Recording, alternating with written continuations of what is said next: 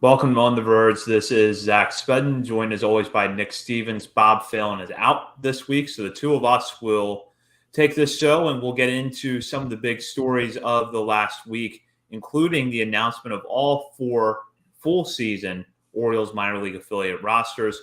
Norfolk's season is already underway as they started at Durham on Friday, while the Bay Sox, Ironbirds, and Shorebirds all get started this week. We'll also get into our reaction from the first weekend of action, not just concerning Norfolk Tides, but also the Baltimore Orioles and the man, the myth, the legend, Josh Lester. That is all coming up later on the show. But we'll just start off with the rosters, and we'll cover all four teams tonight. And Nick, I'll just start with this question. Looking at the rosters generally, we know that the Orioles still have a deep farm system. Even after the graduation of Adley Rutschman last year and the near graduation of Gunnar Henderson, which should be here in the next few weeks. And I think that that's pretty much reflected throughout the four affiliates. Would you agree? Yeah, I mean, looking at like the infield alone, you look at Norfolk's roster with Jordan Westberg, Connor Norby, Joey Ortiz. I mean, this stacked infield. You look at Bowie's got four solid infielders. Aberdeen's got like five guys you can look at as legitimately intriguing guys just on the infield. Delmarva's got five guys, really all six are super intriguing, but a couple studs. Some kid named Jackson Holiday is down there as well, but the infield is just loaded. It's going to be fun to see how all of these affiliates kind of set their lineups each night. I think there's going to be a lot of variation with each of these lineups, which is going to make every night kind of more fun. And even the pitching is deeper. I just think all of these rosters from top to bottom are even more solid than last year.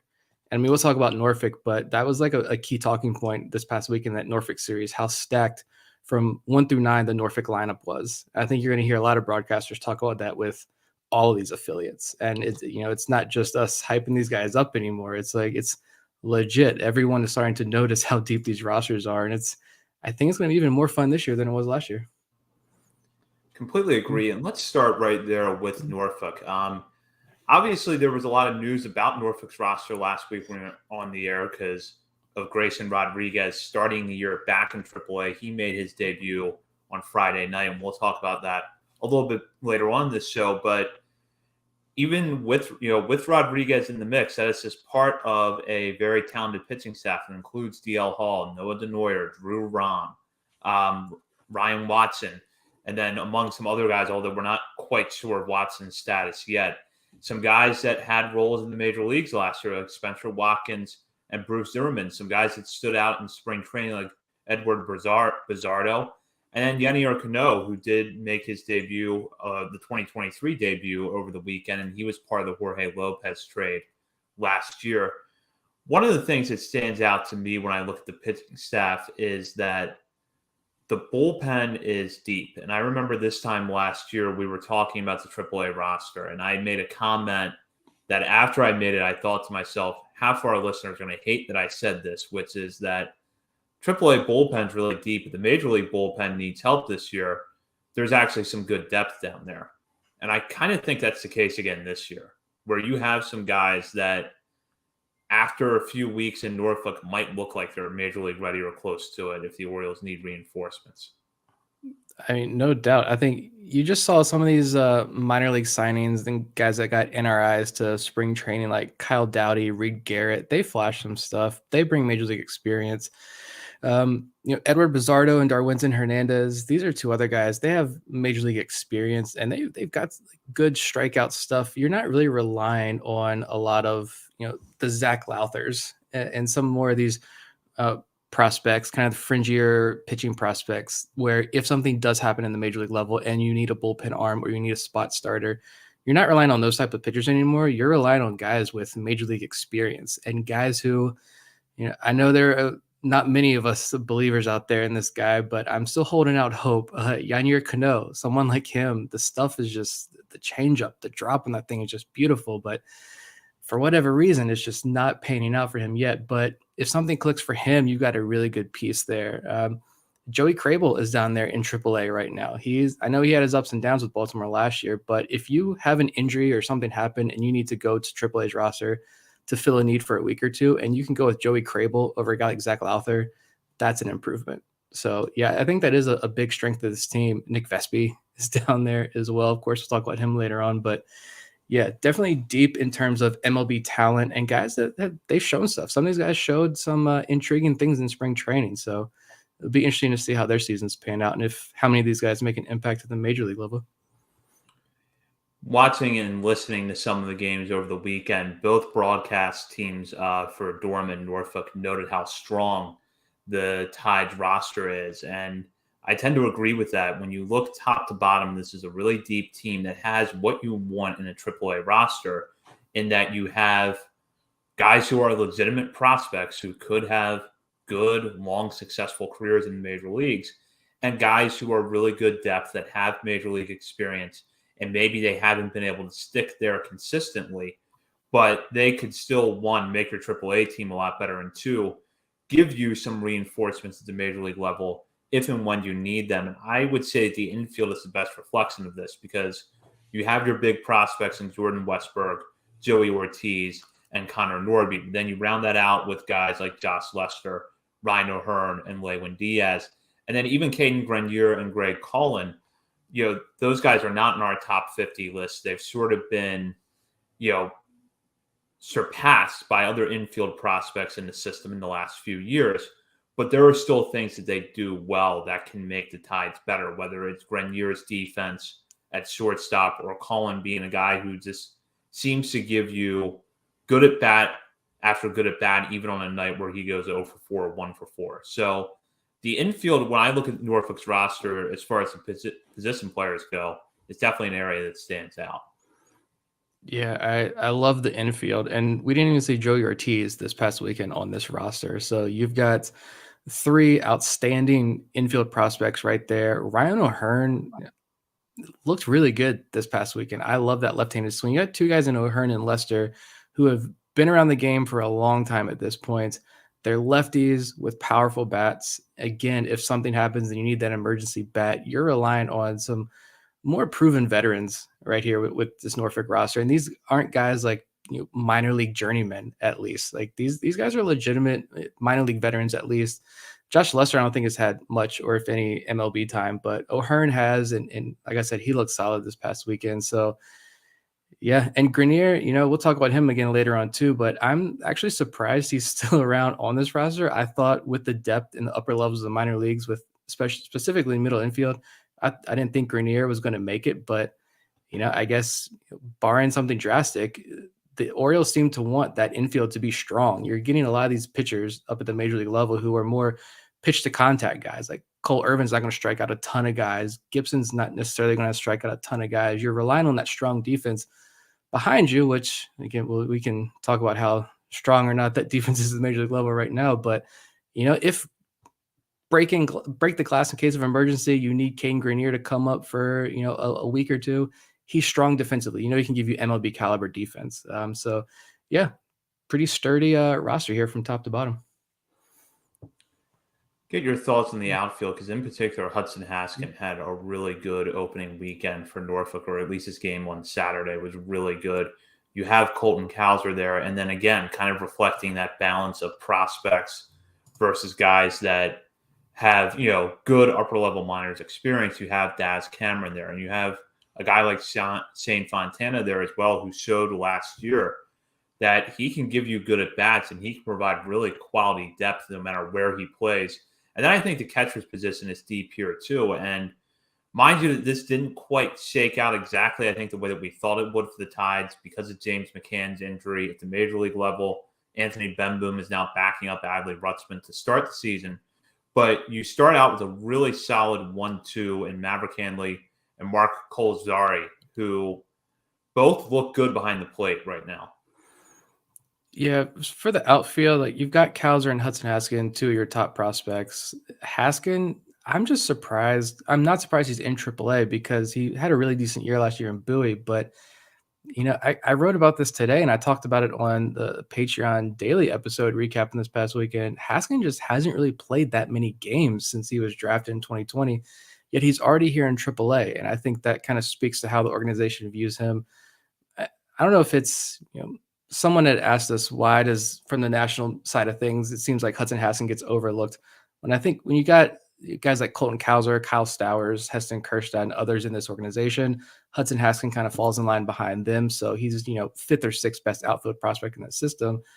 But he hits at every level he's been at. He hits. He's showing more power. He's coming from a smaller school with the funky swing, and I think some people overlook him for that as well. But he plays a solid defense, and he showed all of that this past weekend. Daz Cameron, I really want him to be good. He's a really interesting pickup, but again, a solid guy to have in this AAA outfield.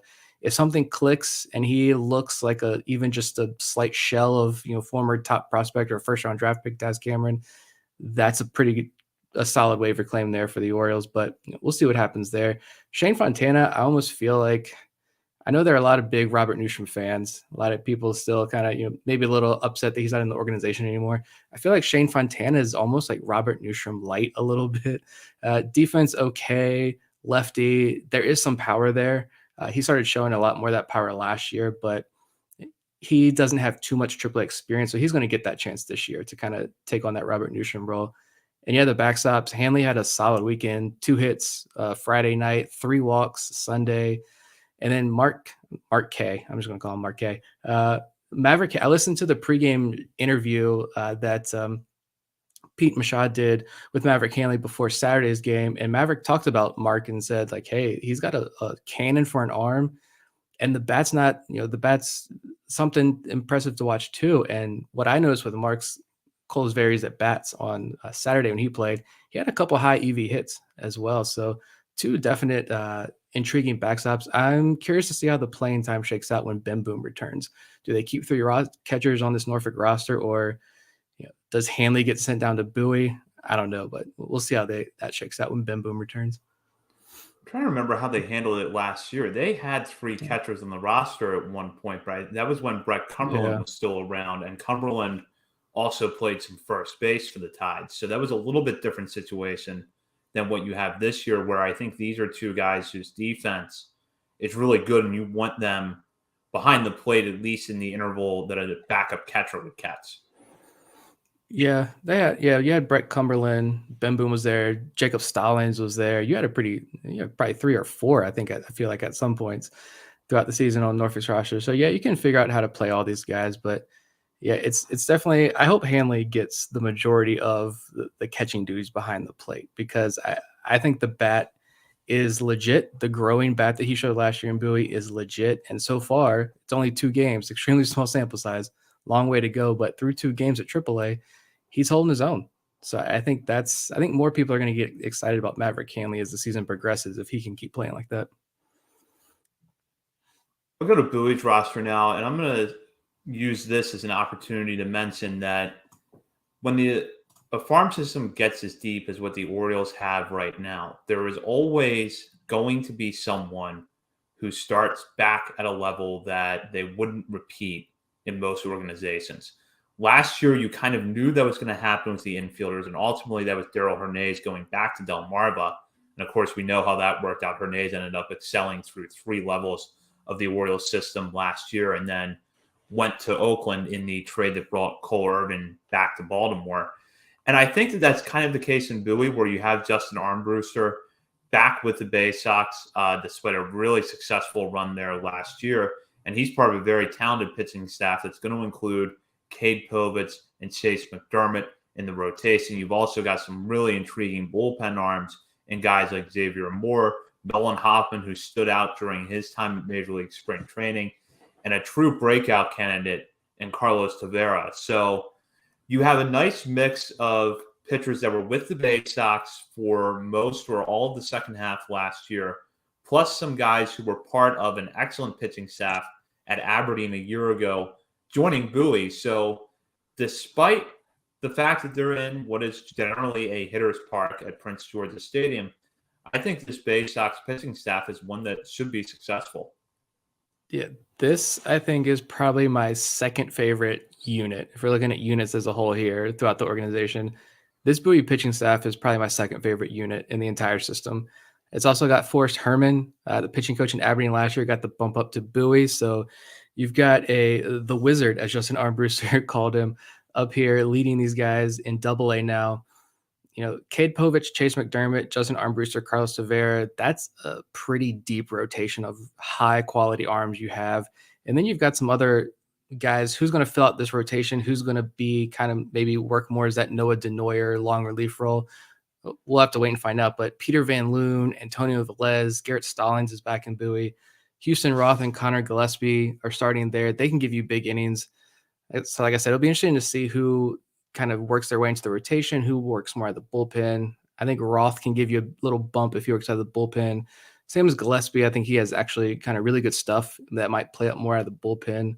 Antonio Velez could be the wild card here in this pitching staff if he puts all those injuries behind him from last year. But the bullpen, you mentioned some of the names, and Easton Lucas, Nolan Hoffman, Cade Stroud, Xavier Moore, a lot of these guys they're coming in riding some pretty big helium as well. Easton Lucas from the Arizona Fall League, Cade Stroud, John Muley hyping him up going into the Rule 5 draft, Nolan Hoffman, like you mentioned, spring training, and Xavier Moore just going completely overlooked by myself included.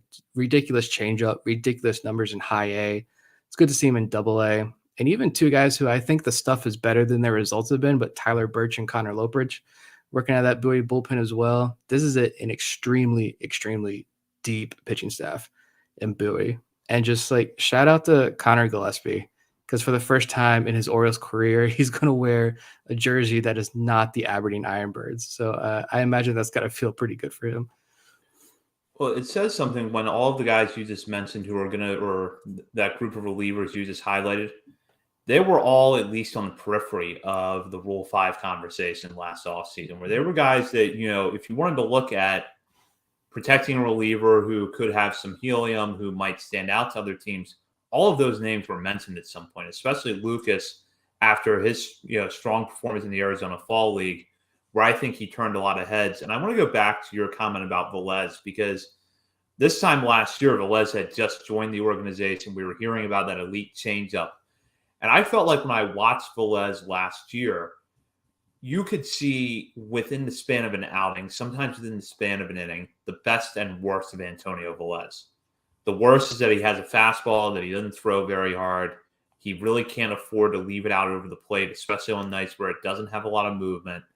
But then at his best, he puts that fastball wherever he wants, and then he has that elite changeup to go with it. I just don't know that he ever really got the chance to settle into a routine last year between the last-minute trade in spring training that brought him from the Marlins, where he had started to show some signs of a breakout in 2021, to coming over the Orioles system, and then dealing with the injury problems. So I want to see him put together 2 healthy months and just see what those results look like. Yeah, he started his career off so great, too. I'm going back on his game log now. He was home against Richmond, first game of the year, April 10th, 4 innings, 1 hit, no runs, 2 walks, 7 strikeouts. You're like, all right, this is a really solid pickup by the Orioles. And then he follows up with 5 runs, 2 runs, 1 walk, 7 Ks across 5 innings in the third start. Gets a couple starts in May where, again, he gets roughed up. Another 5 innings, no runs, 4 strikeout performance, and then just the injuries. He missed essentially like 2 months of time where he really didn't pitch, and he ended the year. He never made it back to Bowie after July 8th. He was either on the IL or back in Aberdeen rehabbing, where the numbers weren't fantastic. He did end the year 6 scoreless innings with 7 strikeouts and no walks. So maybe that's a positive sign heading into the season. But yeah, he was with the Marlins system. And he had the best command in the entire Marlins system, according to Baseball America. The changeup, the fastball, he can dot it. It's not a high velo fastball, but he can put it where he wants. I just think if he can shake off the injuries and become a legitimate starter for Bowie, you've got 5 super strong arms. That's why I said he's going to be the wild card, I think, among this entire pitching staff this year. And that pitching staff is going to throw to 2 guys who have good reputations for their work with pitchers, and now they play behind the plate in Connor Pavoloni and Ramon Rodriguez. And that's the start of the conversation about the position players, where it's very possible that the Bay Sox have one of the best, if not the best, middle of the orders in this farm system with Kobe Mayo and Heston Kjerstad in the mix. How many home runs are those 2 guys going to hit combined at Prince George's Stadium? or is this in their time at Bowie? I was gonna say hopefully not many, and hopefully like Kerstad's not there very long. But oh man, between Mayo and Kerstad, I hope they're batting like 3-4 in this Bowie lineup. I mean, I don't know, over under 30, 35. That's very possible. I mean, I would say that right now a reasonable bar for Kerstad, if you want to look at a benchmark, and I would tell you right now to not read too much into a benchmark, to not oversimplify it. But if you want to look at where you'd probably start the conversation about when does he get promoted in Norfolk, I would say you want to see 250 to 300 plate appearances of really quality work out of Kerstad. Mayo looked good when he got to Bowie last year. Unfortunately, injuries limited his time there, but it feels like if you want to look for the guy who could be the Gunnar Henderson of this year, if that is going to happen again, it's probably Mayo. Similar profiles, both on the left side of the infield, both with big time power. Both had stints at AA and were starting back there in their second full seasons of pro ball. So Mayo, who was getting some love on top 100 lists, could be a guy that rises even further this year. Yeah, and he's still young. He just turned 21 back in December. So he's still extremely young. And we've kind of mentioned this before that he really hasn't had that true breakout since being drafted yet. 2021, he plays across a couple of levels, but he's got the injury. Last year, the Aberdeen park kind of suppressed at least the baseball card stat numbers, that the public facing numbers at least were suppressed a little bit. But then he gets to Bowie and he has the back spasm issues. He finished strong though. He started showing extreme power in Bowie, not just, oh, that's gone because it's Prince George's Stadium, but legitimate high EV, 430, 440 foot home run power down there in Bowie. So yeah, even though he could still be, he's going to play all year as a 21-year-old. I mean, unless something drastically goes wrong, he certainly is going to end the year in AAA. I want to be, if they both go into heater, like I would not be shocked at all if you see Kobe Mayo and Heston Kjerstad little after midseason, both these guys getting promoted at the same time up to Norfolk. I don't think that's out of the question. Mayo, maybe you keep him down there a little bit longer only because he's younger, whatever. But both these guys, if they hit this year and Kjerstad rides that hot wave of AFL MVP, hot spring training, those two guys are going to make this Bowie offense explosive. And these are two guys who are going to hopefully skyrocket up top 100 prospect lists. Mayo, I think, has just been so young, just hasn't really put it together. But if he puts it together this year, the ceiling is literally limitless for Kobe Mayo. Completely agree. I want to focus now on two guys who were at Bowie last year who got promoted after hitting the ball really well at Aberdeen and couldn't quite replicate that success at the next level. And that's Cesar Prieto and John Rhodes. But they were for much different reasons. Prieto had an unexpected power surge at Aberdeen that he couldn't quite replicate at Bowie, while Rhodes, we kind of talked about Velez earlier having injury issues. Rhodes kind of dealt with his own injury issues last year, and his numbers across 25 games at Bowie weren't pretty, but you kind of look at those two guys and you feel like that there was another gear there. I think especially with Rhodes, because we didn't quite see the power out of him that we saw at Aberdeen, and that's power that has been talked about since his days at the University of Kentucky. So what he did at Aberdeen, I don't think was a fluke, but he couldn't quite settle in at Bowie last year the way that Colton Cowser and Connor Norby could. So what do you see from Prieto and Rhodes this year?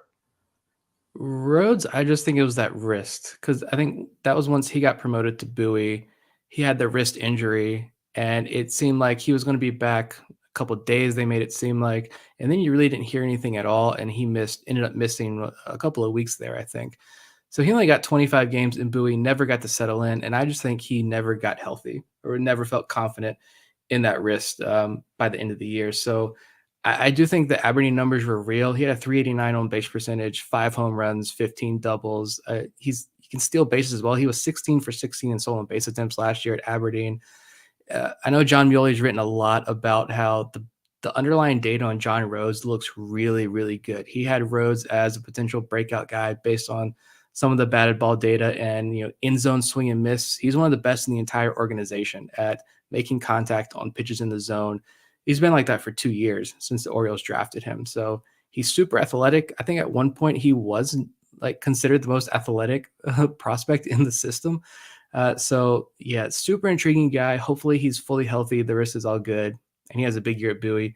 Prieto, I just don't know like what to think.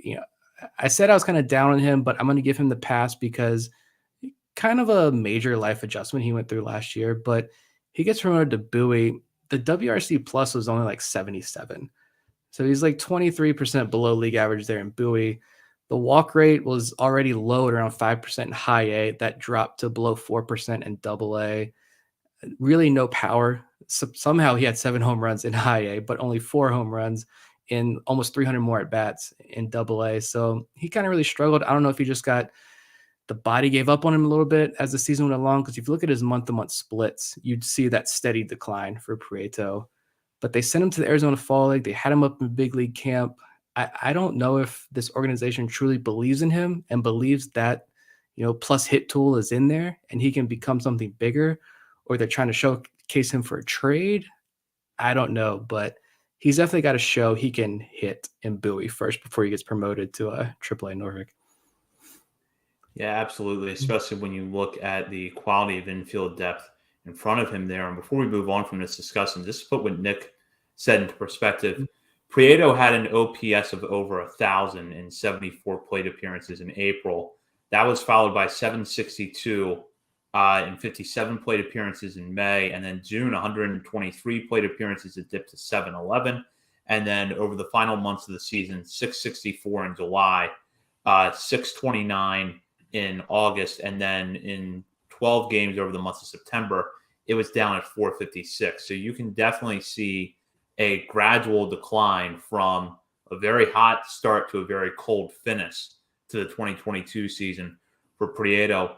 One more observation I'll make about the Bay Sox before we move on is that kind of like last year, what frankly the outfield they had for most of the season, I don't know how a fly ball is going to drop most nights.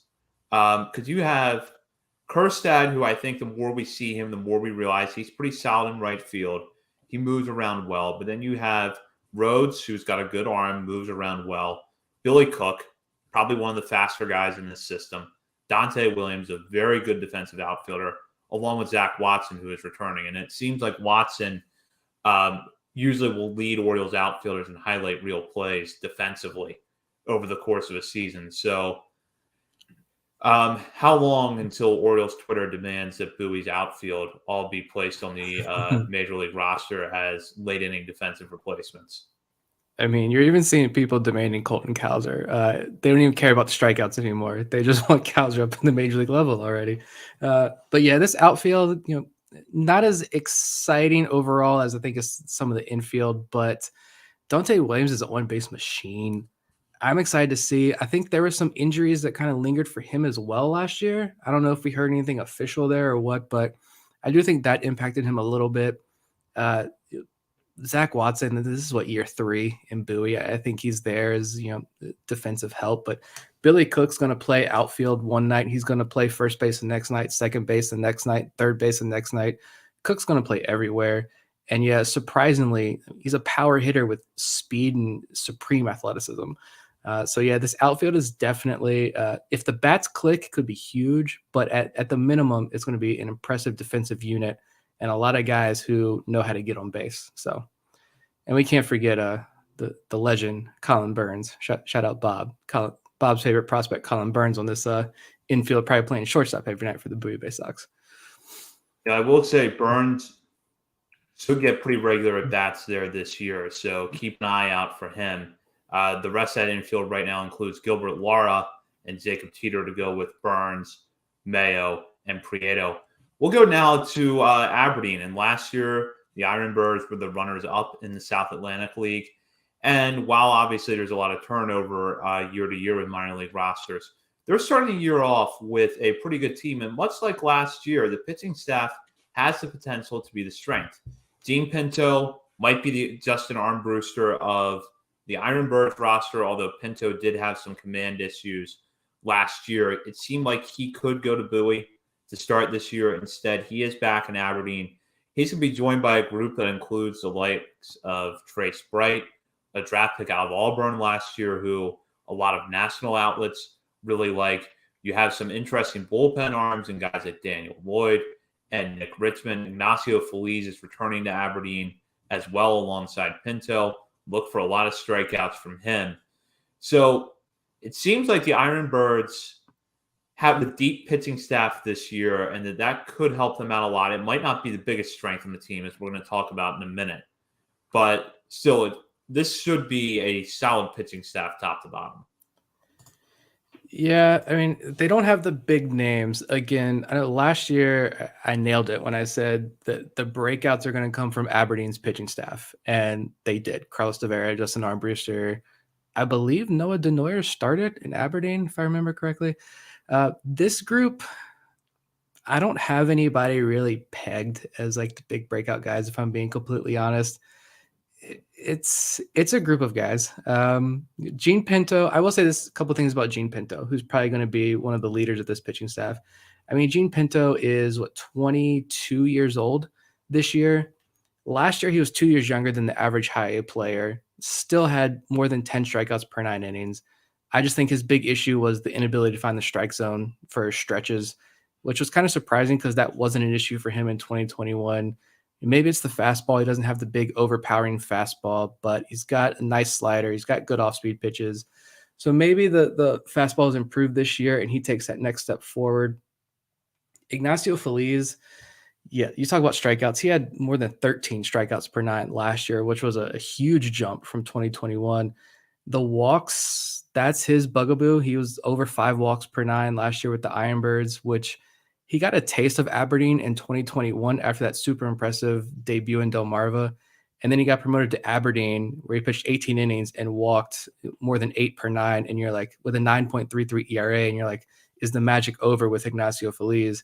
He returns to high A, has a really solid season. ERA around 4, didn't really allow a lot of home runs. He was pretty good. He's also young. He's also, let me pull up his age here. He's still 23. But again, converted shortstop, so that arm is fresh. I think just like with some of the guys we'll talk about in Delmarva, if having to repeat Aberdeen isn't necessarily a bad thing for a lot of these guys, given their age and experience. So hopefully they can turn things around this year, have a good rebound. Trace Bright seems to be like the darling of this group. At least we've heard a lot about how his fastball data and a lot of his pitch data kind of pops. So we'll see if that's the case. But yeah, it would be hopefully some more guys pop here. A lot of 2022 draft picks. It's guys like Ryan Long and Daniel Fetterman coming off World Baseball Classic performances. It's good for them. Kyle Verbitsky, he's going to make his debut with High Aberdeen. Haven't seen him pitch yet, coming over in that trade for Oakland, so that'll be fun to see. But this is if you're the nerds like us and you're looking for growth, you're looking for the sleeper, this is a group to watch and see who breaks out from this group. I really like Bright, and I know that we haven't seen him enough professionally to come away with any, thorough analysis of him just yet. But when you have a guy that can touch 97 with a fastball, he's got a really good slider. That's going to interest me right away, especially if he can develop the rest of that repertoire and possibly stick in the rotation. I think that there was a lot of people kind of scratched their heads last year when the Orioles took him in the 5th round. It's like, why did you draft a guy with an ERA over 5? In the 5th round? But the pitch data with Bright, as we have heard and we have kind of seen a little bit, is really strong. So there's reason to believe that he could break out. And I think that Nick Richmond, who we saw in the Arizona Fall League last year, it's an interesting backstory because he had initially been in the Tiger system, was released, and then started to, I think he changed something in his delivery after he was released by the Tigers. Fastball velocity starts to tick up. The Orioles signed him. Now, we didn't get a chance to see much of him last year after the Orioles signed him. But in the little bit of time that we did see him, we did see that hard fastball. The slider was impressive at times. So over the course of a full season, I'm interested to see what he does in the bullpen. It will help that he's starting out at Aberdeen, but I could see that being the kind of guy that's successful across 2 levels this year. Yeah, I was going to point him out too, just because the Orioles did send him to the Arizona Fall League. So that clearly tells you something, that they're at least intrigued by what he brings to the table. I think there was some random like tweet I found too when we were talking about who's going to the Arizona Fall League. Somebody had pulled up some numbers, one of the pitching labs that he goes to, talking about he threw like 70 or 80. I was some ridiculous amount of like sliders last year and only allowed like one hit off the slider. So, if he's got the sweeper working and increased velo fastball, maybe that is a bullpen arm to watch. And also Daniel Lloyd. I know that's the guy that you've talked about a lot about. The organization seemed to hype up. There's a Matt Blood name drop Daniel Lloyd's name, which is kind of shocking. Uh, he's a guy who I just feel like, I don't know why, but I see the name and I see him walk out there in the mountain. I think he's like 30 something years old. He's also only like 21, 22 years old, reliever out of, I believe, University of South Carolina. But he had a really good year in Delmarva last year. So we'll see. I think the bullpen is definitely going to be the strength of this Aberdeen pitching staff. I'm going to jump over now to what could be the strength of the offense, which is the outfield. Your starting three on most nights is probably going to be Reed Trimble, Judd Fabian, and Dylan Beavers. We saw Beavers and Fabian there during Aberdeen's playoff push at the end of last season and then in the postseason, while Trimble recovered from a shoulder injury last summer to put up solid numbers at Delmarva and then play in the Arizona Fall League, where he looked pretty good. Now, Trimble was drafted in 2021, but because of that injury, 2023 is actually going to be his first full season. Nick, I know you kind of have your eye on Trimble as a breakout candidate this year. So let's just start with him. We have not seen much of him, and the reports on him coming out of college were that he was a very athletic player, but also a little bit raw. So realistically, what do you think we can expect from him this year? I think a lot of what we saw in his short time in Delmarva, he's missed so much time since he was drafted back in 2021. And yeah, he was a 65th overall pick out of Southern Miss, so a smaller schools guy, but he fit that mold that the Orioles draft a lot of, smaller school guys who really start to pop as you get closer to draft time. 2021, I know he missed a chunk of time after getting promoted to Delmarva in 2021. I don't think we ever figured out exactly why. I don't think it was injury related at that point. Or maybe it was, because then he had the offseason shoulder surgery in December 2021, and I assumed he was probably going to miss all of 2022, but ended up coming back on the shorter side of that timeline. I think that was given only a couple of games in the FCL before they moved him back up to Delmarva, where he ended the year pretty strong. I mean, he had a 353 on base percentage, hit 291, hit a couple of home runs. You look at the splits, and I think it was August or September, one of those months where the numbers were just unbelievable. And you're like, all right, he's fully healed from the shoulder surgery. He's starting to settle into the plate. He's seeing the ball well. You're starting to see the power. And he didn't strike out a whole lot either, which I think for someone as young as he is and as inexperienced as he is, to not strike out a whole lot, I think that says a lot about his approach at the plate. So, he didn't really do too much out in the Arizona Fall League, facing better competition, older guys, but I think it was good just to get some more bats out there, get some more experience. He's my pick to click this year in 2023. And he's going to get to play next to Dylan Beavers and Judd Fabian. I think he can learn a lot from these guys. Again, super athletic. I don't know exactly what it is, but I keep gravitating to Reed Trimble, and it's been like this since the end of last year. Yeah, there's a lot to like with Trimble, and I want to see what he does over a full season.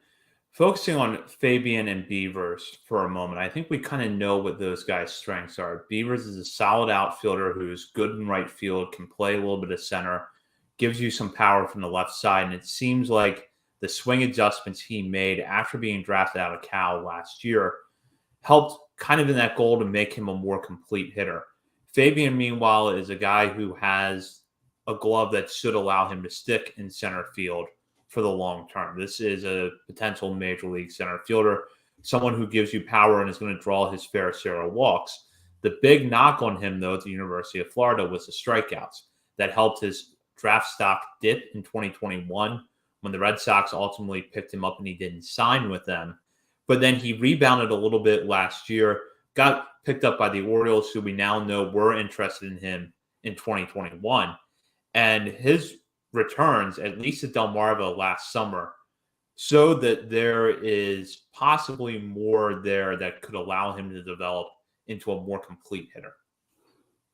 I mean, just his overall numbers across three different levels, the FCL, Delmarva, and Aberdeen. He played in 22 games, hit 333 with a 455 on base percentage, and 19 walks to 21 strikeouts in those 22 games. And that includes a pretty not so good 8 games in Aberdeen in the regular season, but playoff Judd Fabian with Aberdeen was really good. Had a couple home runs, showed up when the lights got a little brighter down there in Aberdeen.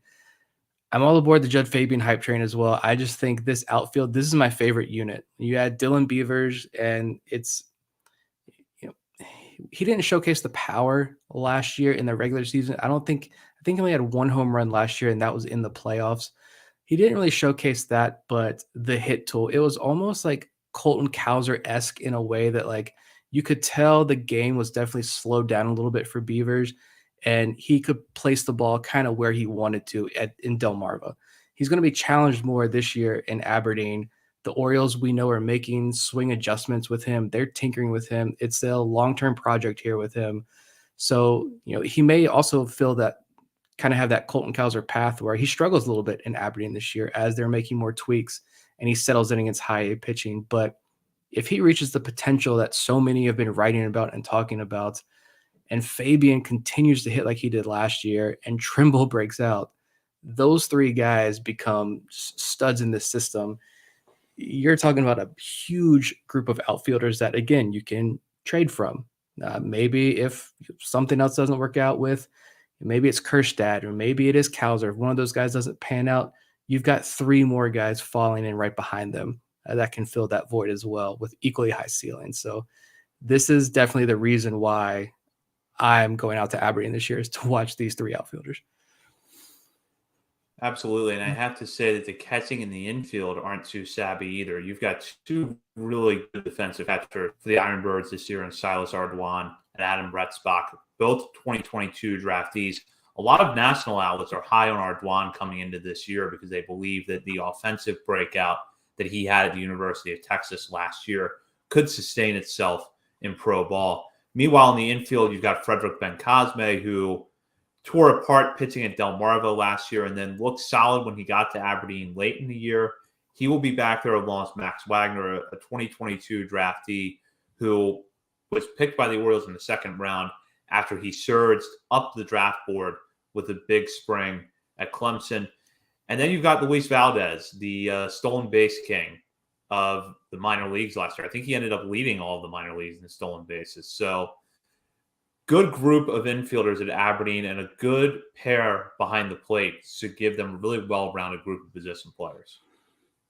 Yeah, I almost feel like this, instead of it's the Aberdeen pitching staff where your breakouts are going to come from, I almost wonder if it's the Aberdeen bats this year to pay attention to closely as where your breakouts come from. I mean, it doesn't really have that elite star power, but like, I want to figure out, like, who, first of all, just who is Max Wagner, because I don't know right now. Like, I overlooked him last year when he was with Delmarva, when he had that stacked roster. I think we've talked about this before. I just didn't really pay a ton of attention to Max Wagner. So I'm excited to really sit down and watch him this year. Frederick Bencosme, do we see more power out of him? Can he clean up the defense? If so, and you mentioned this on the mailbag episode on Saturday when someone asked the question, who's going to be the first international signee under the Michael Elias era to make the major leagues? You said Bencosme, and I would not be shocked at that at all, especially if he cleans up the defense and start showcasing more power, which he did at the very end of last year when he got promoted to Aberdeen at 19 years of age.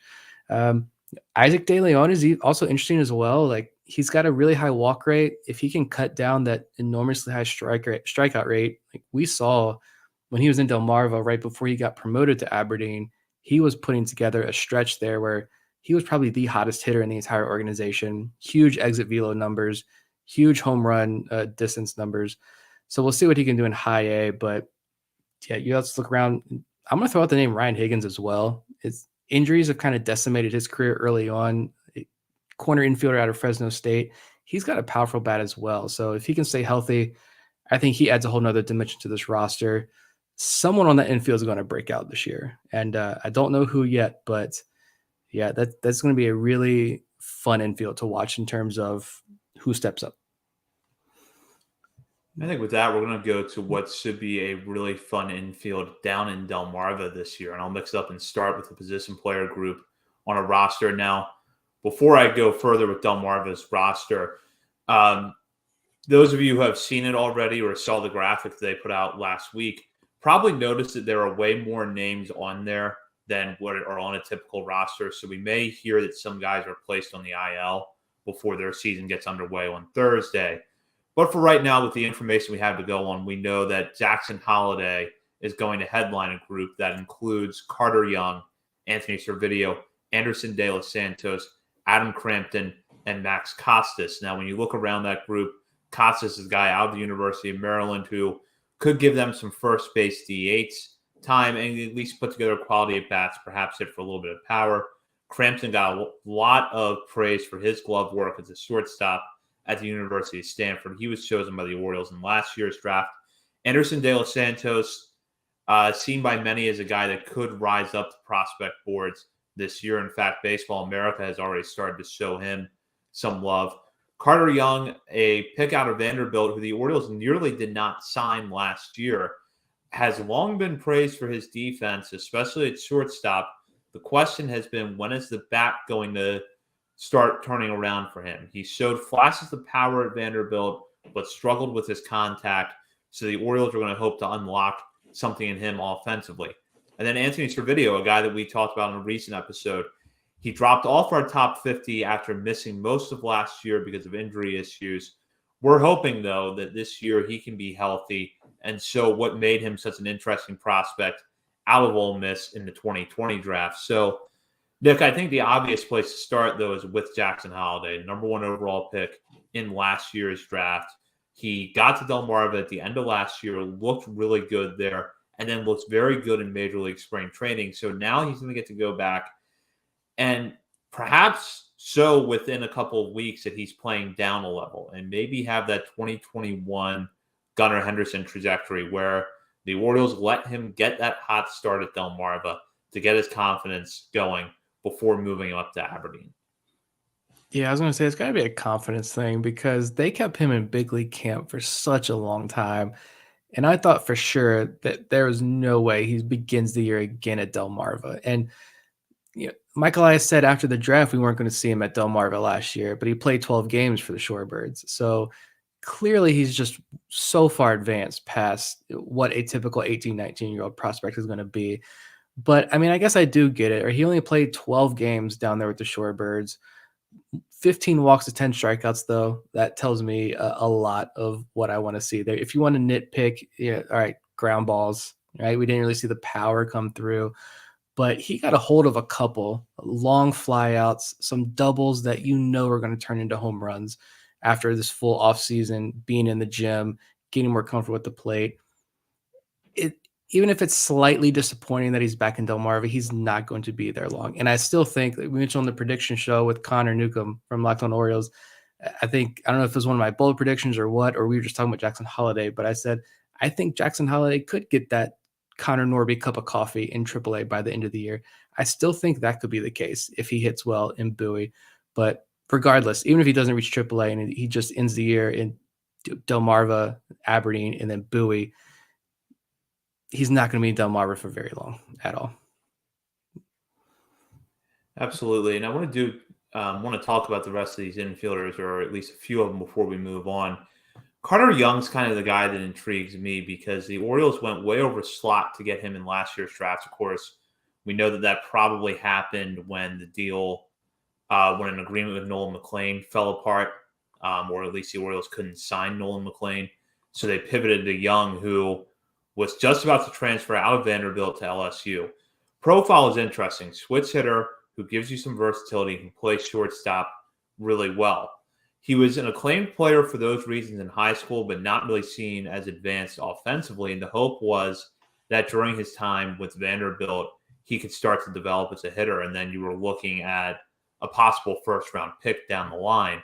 And other than a breakout early in the 2021 season where he started to tap into his power before having issues with the shoulder and the strikeout totals skyrocketing from there, he couldn't quite get comfortable to play at Vanderbilt. So this is we had him right around 30 on our top 50 list. And I think I said at the time that you're going to look back at this. It's very possible you're going to look back on this list at the end of the season and say that at 31, we really underranked Carter Young and we should have had him higher, or we were way too high on him.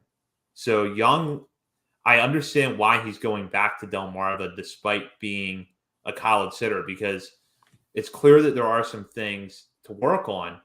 But if he's able to be successful, there's a lot of ceiling there. I think he's a long-term project, and I feel like the Orioles knew that when they went ahead and took the flyer on him in the 17th round. Like, whether it's injury related or whatever it was, why the bat just wasn't there for him, I don't know what it is. I know there are a lot of people out there who say the bat's not going to come around. Like, he's just not a good hitter. And then you have the other half that says it was the injuries that kind of decimated him. The glove is good. The bat can be good. All I know is he's in the right organization. If you need to fix the bat, he's in the right organization. And, you've got Jackson Holliday who can move up soon. You look at Aberdeen, the infielders we just talked about, you've got a really good young middle infield up there. If Carter Young has to spend the majority of the season in Delmarva refining that bat and getting comfortable with the plate, I think the Orioles are fine with that, regardless of how much money they gave him. You give him that much money, and if it works, maybe it takes 2-3 years, but if it finally clicks and Carter Young becomes a top 15, top 10 prospect in the system, money well spent. If not, it was a risky selection, but I think it's worth it. But yeah, Holiday's going to get promoted soon. You hope Anthony Servideo is healthy and can hit and gets promoted sometime soon. Adam Crampton's college glove first guy who, if you need him to move up, shore up the defense up in Aberdeen, you can move him up. So Carter Young, I imagine, probably stays in Delmarva probably a lot longer than he wants to, but I think it's going to be a slower developmental project there with Carter Young, but I'm excited to see what they can do with that bet. Yeah, and it's definitely going to be something that's interesting to follow. The outfield in Delmarva is going to include Steven Acevedo, Trenton Craig, a guy who showed some offensive potential when he was with the Shorebirds last year. Douglas Hodo, a draft pick out of the University of Texas last year, who earns a lot of praise for his defense, and Elio Prado. So Shorebirds outfield, Nick, what are your thoughts of this group? It'd be great if one of these guys shows up this year. To be honest, I don't think it's Steven Acevedo. He got so many chances last year and just kept getting sent back to Sarasota. I was excited to watch him for the first time last year, but he had a pretty disappointing year. Prado just can't seem to get over the injury bug. So hopefully, if he stays healthy, he did show some flashes last year with the bat. Trenton Craig's probably the most interesting to me just because he could be a late bloomer type. I mean, he was the JUCO guy, 20th round draft pick, but I know the organization was hyping him up right after the draft. I also just don't think Trenton Craig has ever had these long stretches where he knows he's going to be penciled in as a starter every single night or, 5 nights a week. I always feel like he's played in this crowded group, and then he's in Delmarva.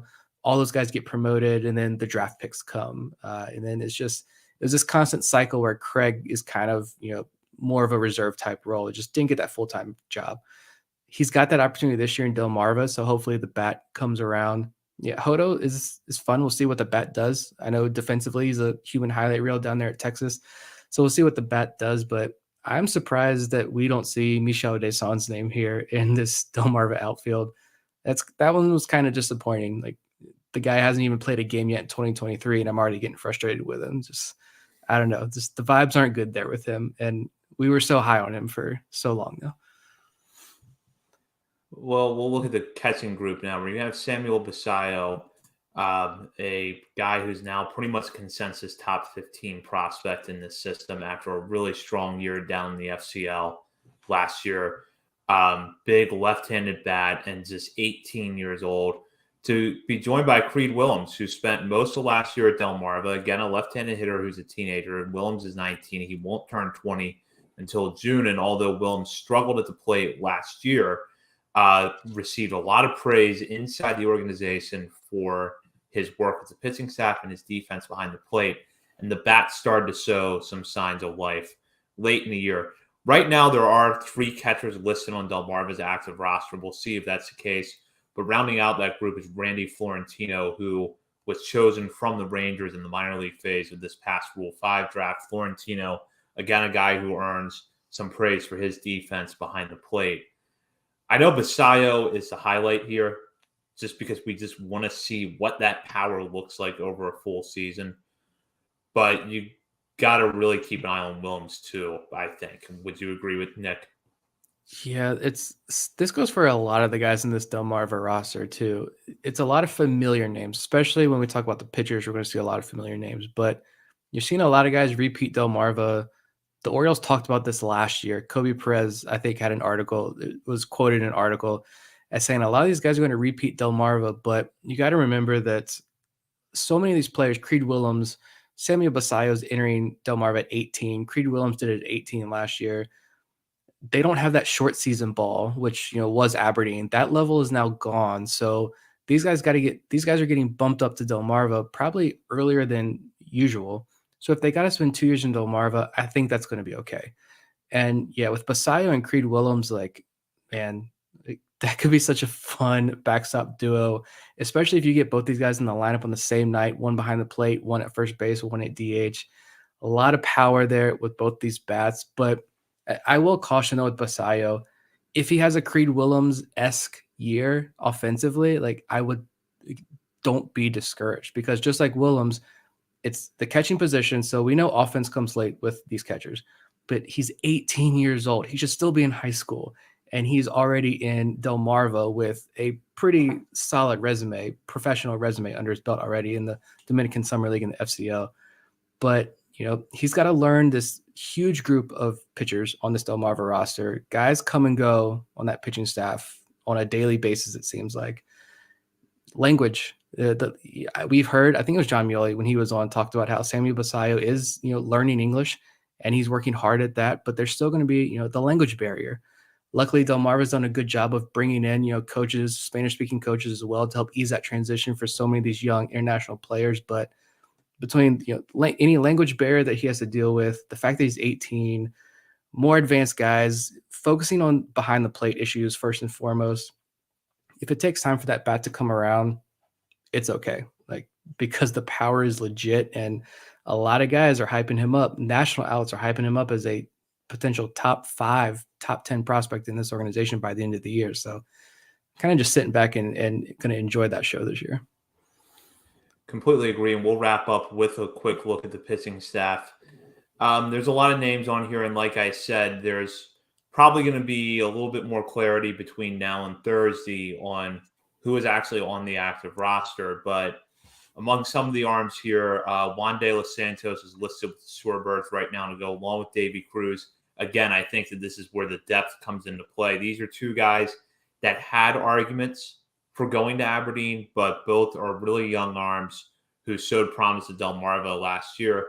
And they're going to start back there this year and I think have a chance to get even better. And with Cruz in particular, I think you want to see him throw strikes more consistently and avoid these outings where the walks pile up. Alfred Vega, a pick in the Rule 5 draft, in the minor league phase of the Rule 5 draft from the Yankees, will be there as well. Reese Sharp, a 20th round pick out of last year's draft.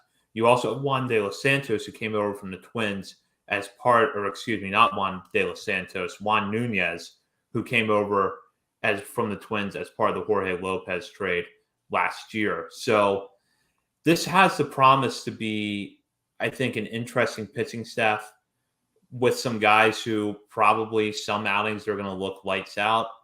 Other outings are going to struggle a little bit. Just kind of the ups and downs of a low-A pitching staff, especially one that's fairly young and or inexperienced. Yeah, that is a good point. But I'm hoping this group here that I particularly focusing on is Davy Cruz, Juan De Los Santos, Moises Chase, Juan Nunez, Alfred Vega, Yaki Rivera. I'm hoping these guys, those ups and downs, especially the downs, the peaks and valleys are more smooth this year because they all are repeating the level. I talked about Chase a couple of weeks ago, why I'm excited about him. We've talked about Nunez a lot and Vega. I'm really shocked to see Juan De Los Santos back in Delmarva. I thought for sure he would begin the year in Aberdeen, but again, once he started having to mix in, he relied so heavily on the fastball and was so dominant, and we started throwing sliders, curveballs, changeups. It didn't work as well for him, but he did figure it out by the end of the year. So maybe this is just a give us a couple of weeks here in Delmarva, show us you can throw out the whole repertoire and be consistent with everything. And then he's going to move up to Aberdeen. David Cruz as well. You mentioned the walks. I don't know if this is fair comp, but I get like DL Hall vibes with Davy Cruz, lefty, high velo, high strikeouts, but a lot of walks. So we'll see if he can smooth that out. But that group is going to be super exciting to watch. And I just hope they can kind of smooth this out, because that's a really fascinating group of young international arms coming up through the system. Completely agree. As I mentioned at the top of the show, Norfolk's season has already begun. They played their home opener on Tuesday, while the other three affiliates will start their seasons on Thursday. And of course, we'll have some reaction to the first full week of minor league baseball on our show next week. We'll go back now and look at this past weekend, both at the major league level and at AAA Norfolk. In the majors, things started off with a bang, although it got a little close at the end as the Orioles defeated the Boston Red Sox 10-9 before losing the final two games, including that second game in heartbreaking fashion. They're up a run in the ninth inning. Fly ball gets hit to Ryan McKenna in left field with 2 outs. McKenna drops it. The next batter, Adam Duvall, hits a home run over the monster off Felix Bautista to give the Red Sox the win. Down in AAA, things went a lot better as the Tide swept the Durham Bulls to give themselves a very strong start to this season. Good news is we got StatCast data in all AAA ballparks this year. So when we tell you this guy had a good game, we can actually tell you how hard he hit the ball. Jordan Westbrook hit a lot of balls really hard this weekend. Grayson Rodriguez's fastball velocity was really good, even if his command and some of his secondaries weren't quite there with him in his debut on Friday. So a lot of interesting things to take away. Nick, do you want to get into the positive or the negative part of this discussion? Let's get the negatives out of the way here. So what did you think about what we saw in Boston? A lot of offense. I think the starting pitching maybe outside, Kramer obviously didn't have his best stuff. Cole Irvin struggled with the command a little bit, but I think Kyle Gibson looked like you would expect Kyle Gibson to look. The defense, though, was rough, especially in the outfield. To say the least. Honestly, I'm not concerned at all about the outfield, though. If there was one that was saying, all right, which one can you shake off as maybe first weekend jitters or whatever, I'm going to say the outfield defense. Cedric Mullins, we know, is a Gold Glove contender out there in center field. He can cover whatever ground you need him to. Not concerned at all there. McKenna, this is why he's on the team, is that defensive replacement. I think that was, as much as it sucks, it was a fluky mishap that, 999 out of 1,000 times you're going to catch that. Maybe he took his eye off the ball a little too soon. Maybe, I don't know what happened and how that ball popped out, but I don't imagine you see him do that again. I think a lot of people maybe forget that earlier in that game, he made a fantastic grab, because that's what Ryan McKinnon can do. Not excusing a lot of this defense, because it was awful. It was terrible, but I'm not concerned. If there is one slight concern with the outfield defense, it is, rolling Santander out there almost every night. That could be an issue. That's a whole nother, I think, podcast episode in of itself, but I'm not concerned about the outfield defense. That's going to get better. The pitching, we know it's not the strength of this team. We're recording this Monday night during the Rangers game. Apparently Kyle Bradish left early. I don't know. I tried to keep up a little bit as we're recording, and I shouldn't have, because I'm losing my train of thought here, but hopefully he's okay. I'm going to chalk that one up to cold weather up in Boston, some rain, some weather issues up there. Let's see how they rebound in the next couple of starts. I think Gibson pitched better than the final stat line shows. I actually enjoyed watching him pitch opening day. I know he's not the most exciting arm you wanted to see out there on opening day, but he's here. It's what we got. I'm fine with him rolling with this pitching staff this year. Cole Irvin definitely had his moments.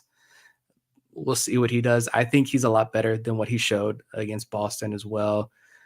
Kramer, that's the one I'm afraid of. It's between Kramer and Kyle Bradish. It's hard to imagine both of these guys. You want both these guys to take that step forward, but in my mind, I was always thinking like, just give me one of these guys needs to step forward at least. Hopefully, one of them really breaks through this year in year 2 here and takes that next step forward. But both of them, I trusting both these guys to take a step forward this year, I think was always hard for me. It's only the first start, so I'm not counting Dean Kramer out at all. I've counted Dean Kramer out before, and look what he did. He showed out last year in the major leagues. But give the pitching staff a couple of weeks. Let them get out of Boston. Let them get out of the cold air. Let them settle in. I think it will be better. I'm not going to say it's going to be great, but I think it will be better, at least. My takeaway with the bad stuff is that Boston's flaws were really shown in this series. That starting pitching is not great. Their defense is not always airtight either. And not to mention that while Kenley Jansen has been added to the back of that bullpen, I think they're going to have a hard time getting the ball to him a lot of nights. Yet the one thing that they do really well is that they have a lineup top to bottom of veteran hitters who will make you work and who are going to punish your mistakes. They might not be in an elite level anymore. A guy like Justin Turner is probably not an all-star anymore, but he can still give you a really tough at-bat. Adam Duvall hits for a lot of power. Rafael Devers is a star in this league and a force to be reckoned with. So when you look at that lineup, if you give them too many opportunities, which the Orioles defense did, they're going to make you pay because they can just string together really tough at-bats. And if you're out there on the mound and you don't have your best stuff or you don't have your best location, next thing you know, you're looking at a lot of 6, 7 pitch at-bats. And even your quote-unquote short innings could end up being a little long. As for how this is going to shake out for the rest of the year, I kind of agree with you. I think the outfield defense, maybe other than the question of Anthony Santander, is going to be fine. The pitching staff, the rotation, I think we knew was not going to be a strength. I think the bullpen, you have a lot of guys who are not settled into clear roles yet. Batista, we would be feeling a lot better about his weekend if not for the outcome of Saturday's game. But the first outing he had on Thursday when he got to save on opening day, his command did look a little bit off. So I'm going to hope that that's the cold weather in Boston coming into play for him. But obviously you want to see these areas of the team be a little bit better. But hey, Adley Rutschman, 5 for 5 on opening day. Yeah, to the bullpen point real quick, though, I was going to say we talked about this, though. We talked about, what is the thing that if this doesn't go right, it's all going to kind of fall apart. And I think we talked a lot about Dylan Tate. This is before Dylan Tate got hurt. If Dylan Tate's out of that role, something happens to him, and these bullpen guys have to get shuffled around a little bit, that could cause that domino effect where the bullpen starts to falter. And I think we are starting to see a little bit of that. But yeah, Adley Rutschman, I mean, I tweeted it out, just give him the MVP award. This guy's coming for it already. Unbelievable performance. And more surprisingly, though, he's been in the lineup every single game. They have not taken him. I believe he caught all 3 games, right, over the weekend. And now he's DHing tonight against Texas. That's really cool to see. The kid, he's got a hit tonight as well. We knew the bat was special. Took time. You got to give these guys – I don't want to go back to the Grayson Rodriguez situation, but that popped into my mind. You've got to give these guys time in the major leagues to settle in. It's going to happen. And we're seeing it now with Adley Rutschman. And yeah, just I have no words for what we saw with Adley Rutschman that opening day. We'll go to Norfolk now. They sweep the Durham Bulls, who on paper enter this season as a very tough team. And you could kind of hear the commentary. I watched Durham's feed on Friday and listened to Norfolk's feed on Saturday. It was pretty clear listening to both broadcasts that these are probably 2 of the best teams in the International League on paper to start the season. And the Tides looked really good. The lineup especially providing plenty of power. Good games from guys like Connor Norby, Jordan Westberg, Hudson Haskin, and Josh Lester, who we'll talk about in a second. So, Nick, what stood out to you in the Tides opening weekend sweep of the Durham Bulls? For me, it was definitely Jordan Westberg and Connor Norby offensively. I mean, these 2 guys, Jordan Westberg had a batted ball of 106 miles an hour in each of the 3 games. And I think Friday and Saturday, he was hitting the ball hard, but nothing was really falling for him. And then Sunday, he hits his first home run, gets 2 hits and a walk. All started to come together for him. That was fantastic to see. He's doing exactly what we expect him to do already. And then Connor Norby wasted no time in trying to reclaim his home run title in 2023, going yard opening day and then hitting his second home run. Supposedly, Durham's feed didn't really show the home run, but supposedly hitting second home run on Sunday. So he's got 2 jacks already. And I talked about the defense, Connor Norby's defense. We always get questions about it. We've asked everyone that's come on the show that can have a strong opinion about his defense. We've asked their opinion about it. I think it looked really good this weekend. Only 3 games, but that was something that I did notice. Really solid defensive effort by Connor Norby. And then, Hudson Haskin at the plate. That game Saturday, 6 trips to the plate, didn't get retired a single time, hit his first AAA home run, even got hit twice to get on base. Good EV numbers. Again, it's really good to see Haskin, especially to see his exit velo numbers, because I know some people kind of question the power. How legit is it? He hit the ball hard this weekend. So the bats are going to be hot, and there is going to be nowhere in this lineup 1 through 9 where if you're an opposing pitcher, you're going to be able to take a break. And this Durham team is really good. Like, they went up against Taj Bradley opening night, who I wonder if Rays fans are like losing it because their top prospect got shelled Friday night. But as Orioles fans are kind of losing it of Grayson Rodriguez. But this Tigers lineup got to Taj Bradley, and they got to Luis Patino on Sunday, who is a pretty fine pitcher in his own right. So, this Norfolk lineup is going to be very dangerous all year long. Completely agree. And Haskins' power, I think, has always been a little underlooked because he got tagged with that unconventional swing label coming out of Tulane. And then in his first season of pro ball, which was shortened because of injury, he didn't really show any power. He didn't really hit for power when he was at Delmarva. He didn't really show it in that limited time at Aberdeen. So I think that the book on him before last year might have been, this is a guy who's got an inning bat, gives you good at bats, but doesn't necessarily have the power and doesn't have that standout defense in center field that you look for a guy who doesn't have power. But I feel like Haskins just got a very well-rounded skill set. What that's going to mean for him long-term remains to be seen. He's just a very well-rounded player to me. Yeah, for sure. And he's Rule 5 eligible this offseason. So he's got to make his case. And he's starting to. He started this weekend.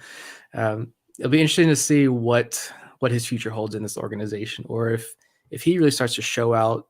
Colton Cowser's bat produces like we know it can. Is Hudson Haskin end up being one of those impressive trade pieces that they throw into a package if this organization really is going to be aggressive at the trade deadline? I don't know, but Haskins going to continue to fly under the radar, and I think he's going to continue to do what he's done for the last 2-3 years, and that's just be a solid overall player. Maybe nothing super stands out, but across the board, above average, solid player. We'll recognize for a moment the game that Josh Lester had on Saturday in the Tides win over the Durham Bulls. As he hit 3 home runs.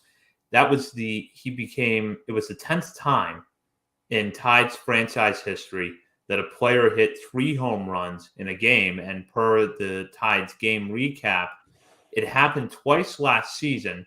The first was by Ryan McKenna against Memphis on May 11th and Kyle Stowers on May 22nd at Charlotte. So Lester becomes the first Tides player in a little less than a year to hit 3 homers in a game, and it marks the 10th time in franchise history for them. Lester hit the ball really well in spring training, but I think he was one of those guys that you knew was in there as depth. Let's see what we have. He could be a good corner bat at AAA for us this year. So you weren't necessarily looking for him to compete for a major league roster spot. And that may prove to be the case all year, but I think if nothing else, you've got a guy who's going to bring the power to this Norfolk lineup throughout the course of the season.